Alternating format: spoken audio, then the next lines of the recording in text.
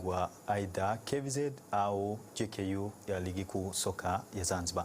Tuelekee jijini Dar es Salaam ambapo wadau na wapenzi wa mchezo wa soka wameeleza ubora wa maandalizi ya matayarisho la kombe la dunia ambayo itahusisha mataifa 48 huku matarajio makubwa ni kwa timu zinazotoka Afrika. Mohamed Sikuzi amezungumza na wadau mbalimbali jijini Dar es Salaam na hii hapa ni taarifa yake. Ni kuelekea michuano ya 23 ya kombe la dunia kwa mwaka 2026 ambapo jumla ya mataifa 48 kutoka sehemu mbalimbali zikikusanyika katika bara la Amerika ya Kaskazini. Ni Marekani, Canada pamoja na Mexico ambao watakusanya mataifa hayo 48 kushuhudia nani ambaye atatwaa taji hilo. ZBC imezunguka katika viunga vya jiji la Dar es Salaam kuzungumza na mashabiki wa soka pamoja na wadau wa mchezo huo ambao wengi wao matarajio yao ni kuona timu za Afrika zikitwaa kombe hilo ambalo linatarajiwa kuanza tarehe 11 Juni na fainali zake kuchezwa tarehe 19 Julai. Matarajio yangu ni makubwa sana na nahisi ya mwaka huu yatakuwa tofauti na miaka yote mingine iliyopita.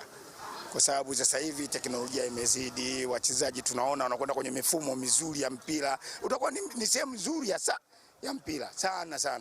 Zile timu za Afrika, kwa sababu na mimi ni Mwafrika, supporting yangu yote kwa Waafrika. Ningependa kuona wote wale wanaingia kwenye utaratibu mzuri kwenye ile laba robo finali, nusu finali, zote zile timu zetu zile zikapungua kidogo ima za Asia au za Ulaya huko au za Amerika kidogo huko bwana.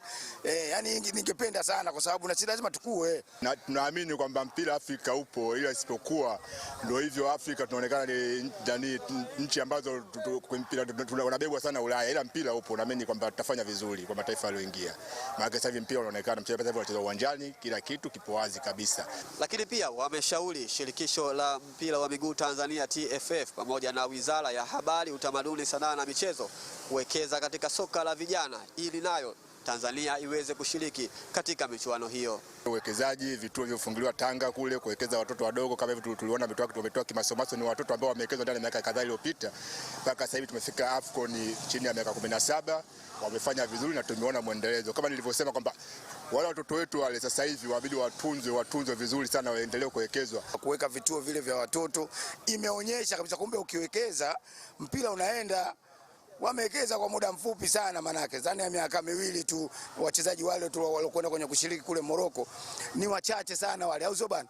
Lakini imeonekana kabisa kwamba unapowekeza mpira unaenda. Ni taifa la Mexico ndilo ambalo limepata bahati ya kushuhudia sherehe na shamla za michuano ya ufunguzi wa michuano hiyo ya kombe la dunia, huku wenyeji timu ya taifa ya Mexico wakiwakaribisha Afrika ya Kusini katika dimba la Estadio Azteca. Kwa habari za michezo na burudani kutoka Dar es Salaam, mimi ni Mohamed Sikuzi na hii ni ZBC.